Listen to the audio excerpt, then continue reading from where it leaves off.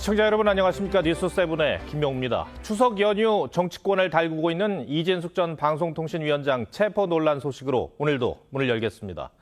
이진숙 전 위원장이 체포됐다가 석방된 건 극히 이례적인 경우라고 합니다. 이 법원이 체포 적부심을 인용하는 경우가 그만큼 드물기 때문인데 그래서인지 경찰의 체포 과정을 둘러싼 과잉 수사 논란엔 더욱 불이 붙고 있습니다. 경찰은 여전히 체포는 적법했다며 조사를 이어간다는 방침입니다. 오늘 첫 소식 이나영 기자입니다. 법원이 석방 명령을 내리자 이진숙 전 방통위원장이 경찰서 유치장에서 나와 취재진 앞에 섭니다. 국가공무원법과 공직선거법 위반으로 경찰에 체포된 지 50시간 만입니다. 이재명 검찰과 이재명 경찰이 세운 수갑을 그래도 사법부에서 풀어주었습니다. 이 전 위원장은 자신뿐 아니라 일반 시민들도 경찰의 폭력적 행태를 겪게 될 수 있다며 경찰을 강도 높게 비판했습니다. 당신들도 법정에, 구치소에, 또 유치장에 갈 수 있다. 경찰은 법원의 결정을 존중한다면서도 수사의 필요성과 체포의 적법성은 인정된 것으로 알고 있다며 수사를 계속 이어갈 뜻을 분명히 했습니다.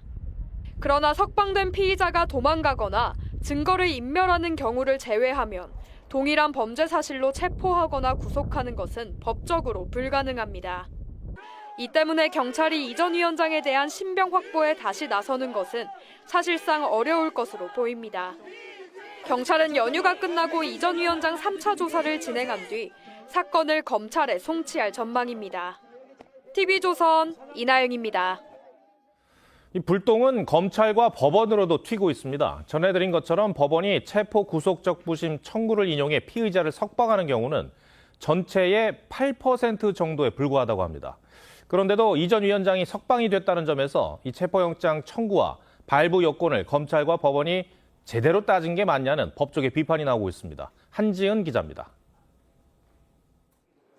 지난해 전국 법원의 체포, 구속적부심 사건은 모두 2,065건입니다.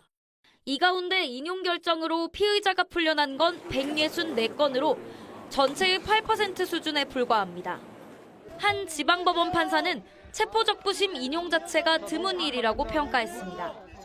그럼에도 이진숙 전 방통위원장에 대한 석방 결정이 내려진 만큼 체포영장 청구와 발부 과정에서 검찰과 법원이 제대로 판단한 게 맞느냐는 법조계 비판이 나오고 있습니다. 문재인 정부 1기 검찰개혁위원을 역임한 김종민 변호사는 중간에서 걸러야 할 검찰과 법원이 체포영장을 승인해준 것이 더 문제라며 경찰에 대한 사법적 통제가 정상적으로 작동하지 않고 있다고 했습니다. 헌법상 핵심 기본권인 표현의 자유를 보장하는 것에 대해 체포영장 발부 단계에서부터 신중하게 고려됐어야 한다는 비판도 나옵니다. 인용한 건 발부하는데 신중했어야 된다고 하는 부분에 대한 이제 표현이겠죠. 전국 법원의 체포영장 발부율은 97%에 이르고 있어 인신구속에 대해 법원이 지나치게 관대하다는 지적도 나옵니다. TV조선 한지은입니다.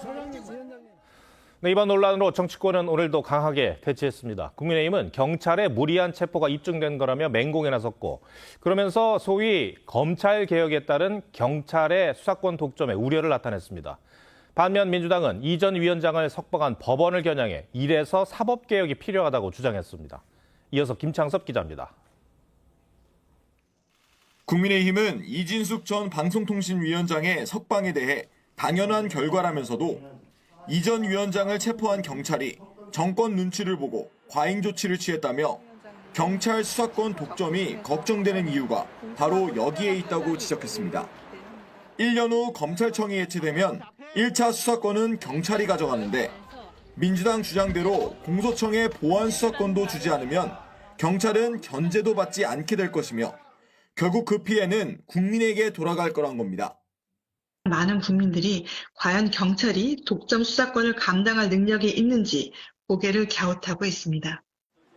국민의힘은 또 장관급 인사에 대해 경찰이 체포영장을 신청하는 게 과연 경찰 자체 판단이었겠냐며 소위 하명 수사 의혹도 제기했습니다.